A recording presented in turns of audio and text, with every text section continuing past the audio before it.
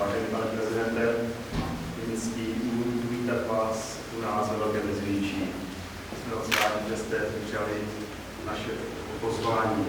Chtěl bych pozdravit také pana hejtmana Těšina, pana Běhounka, také přivítat v tomto sálu všechny zastupitele našeho města, chci přivítat ředitele příspěvkových organizací, představitele podnikatelské sféry, všech, kteří se starají o kulturu a sport v našem městě. Dámy a pánové, krátký úvod, pane prezidente. V našem městě v té moderní historii navštívili 4 prezidenti. V té naší historii samostatnosti. V rámci Československa nás navštívil pan prezident Tomáš Garrigue Masaryk v roce 1926 a také nás navštívil pan Edvard Beneš po válce v roce 1946. A v těch dějinách nových nás navštívil pan Václav Klaus v roce 2007. A vy jste druhý český prezident, které jsme máme tu čest tady přivítat. Takže ještě jednou vítejte v Velkém Meziříčí. Je to veškerý hliník,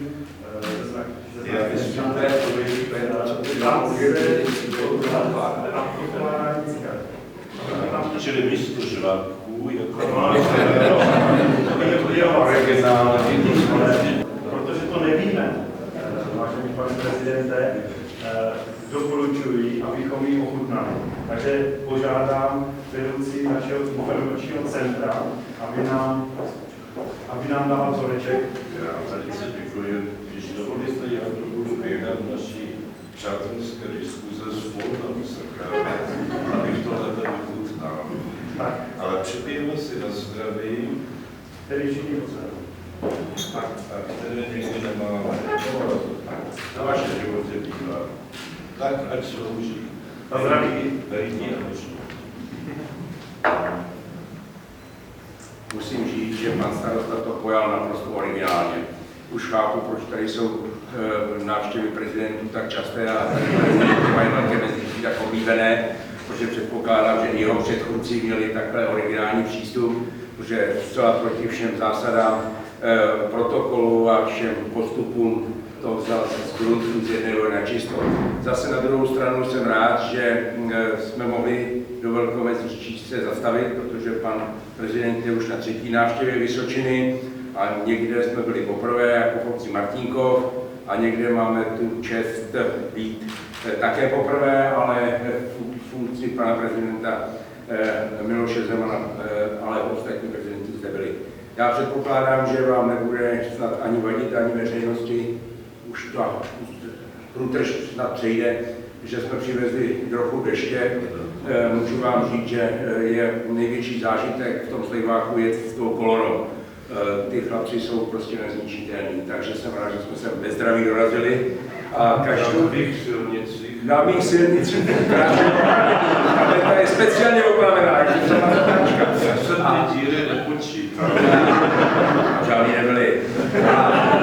A hlavně, že v této situaci snad i celý program budeme moci bez větších problémů naplnit. Takže hezký den přeji a děkuji, že se jakoukoliv snahou podílíte na rozvoji a životě Vysočiny, protože to je to nejcennější, co pro kraj dělat společně můžeme. Ještě jednou děkuji.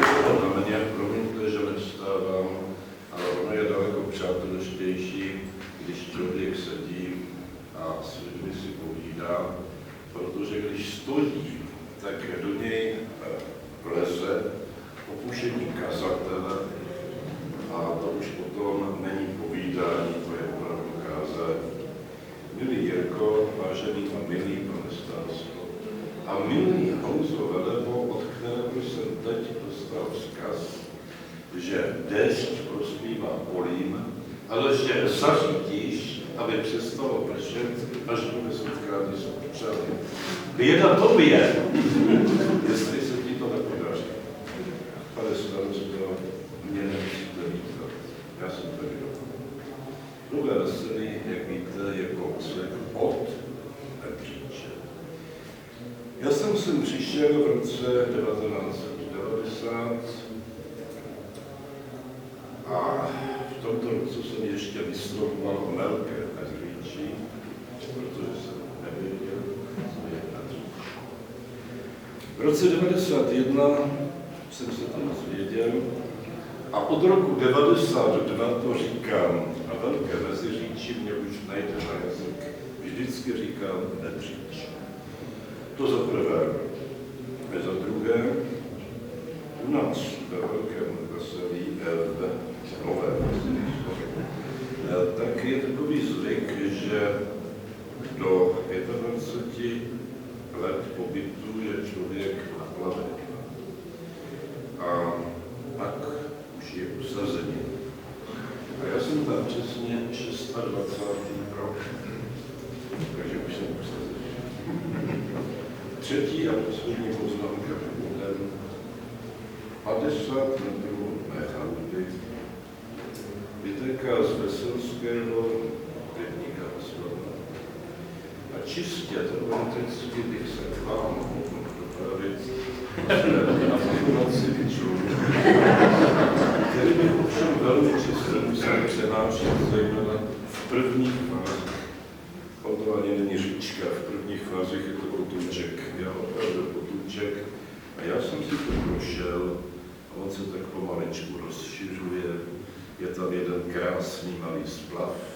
No, u něho říká, tam se čtu si knížku, splav šumí a je mi dobře.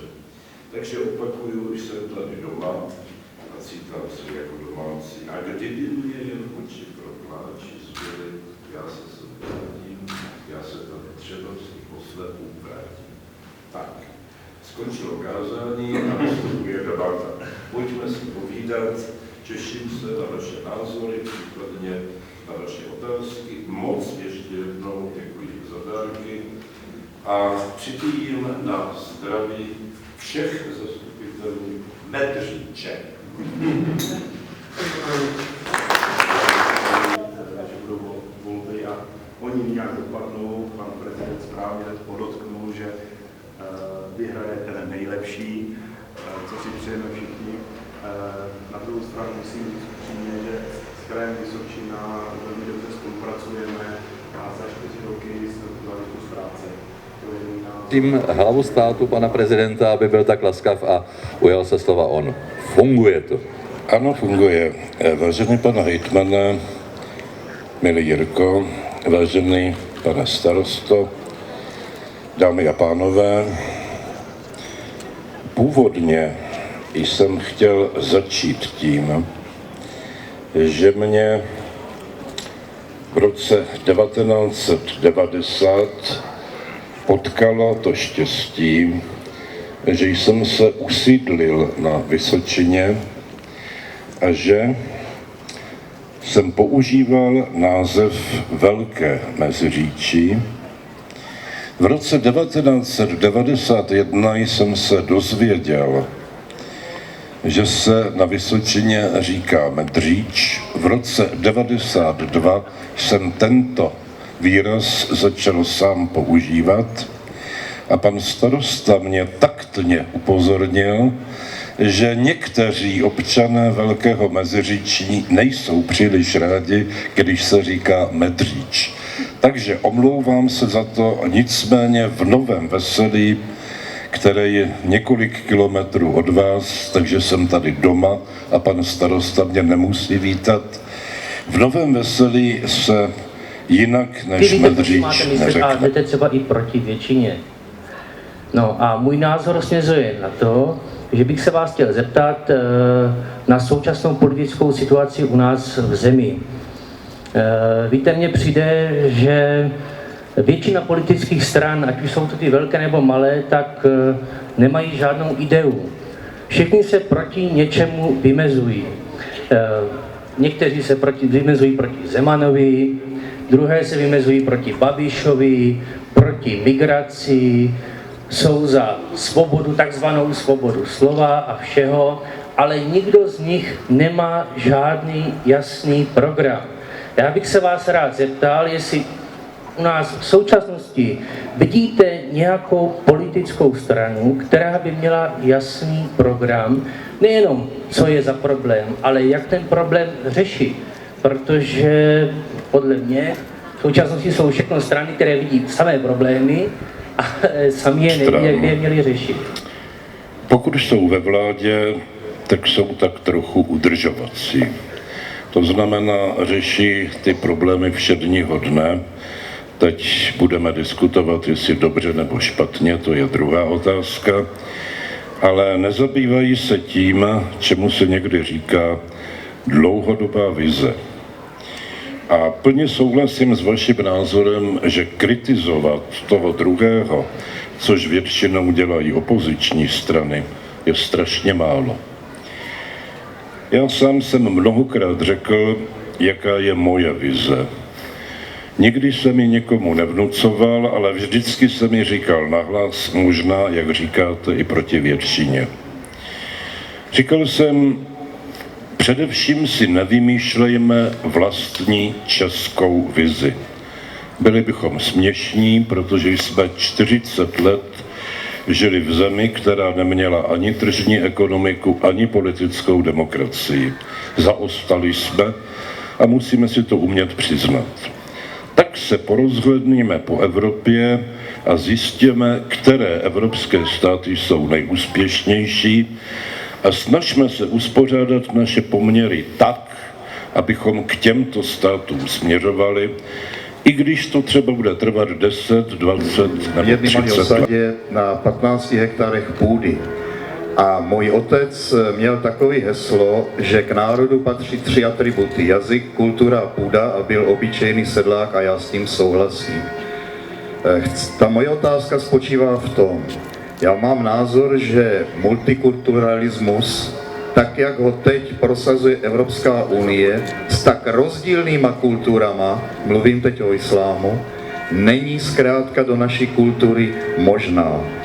Moje otázka je, kde vidíš hranici mezi xenofobií a tímto zásadním názorem, a podotázka je, jestli si dovedeš představit obrácený multikulturalismus, to znamená, kdyby se třeba v Mece začali stavět křesťanské Souhlasím kostely. s tím, že k národu patří i půda. Já mám v Nové Veselí záhon 2x3 metry, takže jsem hrdý vlastník půdy. Ale přesto si v naší industrializované době kladu otázku, zda mají dělat lidé, kteří žádnou půdu, tady ani ten záhonek nemají. Oni taky přece patří k národu, takže to možná platilo v době, kdy zemědělství převažovalo, ale pochybuju, že by to platilo dnes. Otázka na xenofobii. Xenofob je ten, kdo nenávidí všechny cizí národy, a tedy i všechny cizí kultury. Xenofob není ten, kdo má výhrady vůči jedné konkrétní kultuře nebo vůči jednomu konkrétnímu náboženství. To je poměrně jasná definice, kterou asi bychom měli všichni přijmout.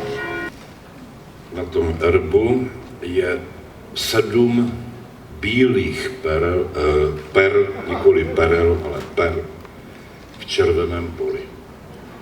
Takže ještě nikdy v žádném městě se mně nestalo, abych zavěsil prezidentskou stuhu na prapor města, který má stejný znak, takhle to ukážeme, prosím, stejný znak jako znak paní hraběnky Meziříčské, která na té tvrzi zemřela v roce 1610, tedy 10 let před Bílou horou. Tady v Meziříčí založila gymnázium, které, myslím, funguje do dnešních dob. A chtěl bych jí, a samozřejmě i vašemu městu, přivěšením této stuhy vyjádřit svou úctu.